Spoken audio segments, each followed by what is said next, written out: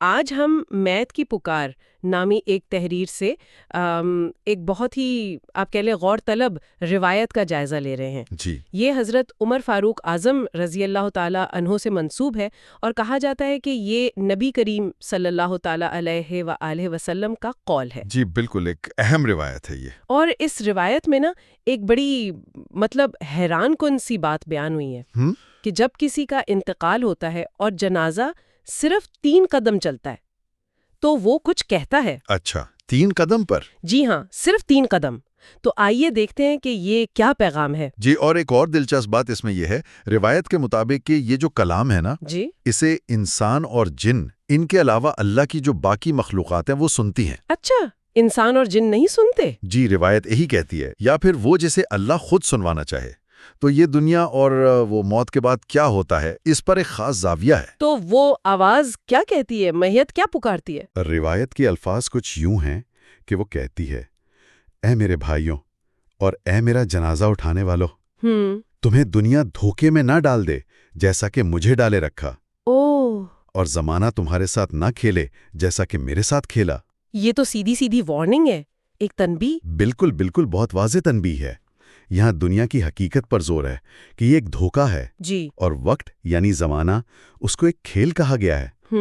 مطلب یہ کہ دنیا کی چمک دھمک، اس کی مصروفیات، وہ اکثر انسان کو غافل کر دیتی ہیں۔ ہاں، اصل مقصد سے۔ جی، اصل مقصد سے، آخرت سے۔ تو یہ الفاظ اسی غفلت کی طرف اشارہ ہیں جی، جو وہ جانے والا خود محسوس کر چکا ہے۔ یہ تو واقعی سوچنے پر مجبور کرنے والی بات ہے۔ اچھا، تو کیا یہ پیغام بس اتنا ہی ہے یا کچھ اور بھی ہے؟ نہیں، بات آگے چلتی ہے۔ اچھا روایت کے مطابق میت پھر کہتی ہے، اچھا، میں نے جو کچھ کمایا وہ اپنے ورثاء کے لیے چھوڑا۔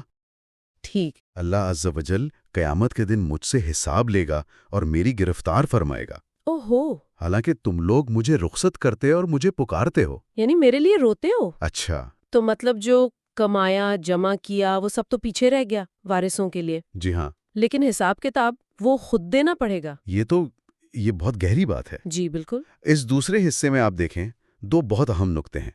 پہلا تو یہی کہ انسان کی ساری محنت، اس کی کمائی، دولت، وہ مرنے کے بعد یہیں رہ گئی، جی اس کے اپنے کام نہیں آئی، بالکل۔ وہ تو وارثوں میں بٹ گئی۔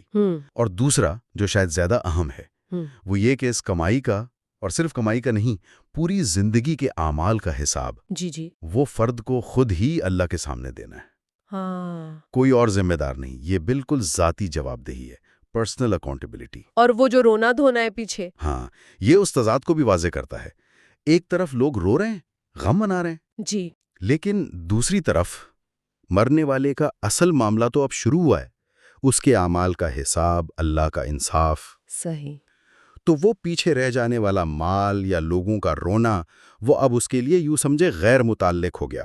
سارا دھیان اب آخرت کے حساب پر ہے۔ تو اس پوری روایت کا، اس مختصر سی بات کا خلاصہ پھر یہ ہوا کہ موت کے بالکل دہانے پر بھی جی، وہ جانے والا زندوں کو آخری بار یاد دلا رہا ہے کہ بھئی دنیا کی حقیقت سمجھو، اس کے دھوکے میں مت آؤ، بالکل۔ اور یاد رکھو کہ اصل چیز تمہارے اعمال ہیں جن کا حساب تم نے دینا ہے۔ یقیناً یہ روایت تو انسان کو اپنی زندگی کے مقصد پر، اپنی ترجیحات پر بہت گہرائی سے سوچنے پر مجبور کرتی ہے۔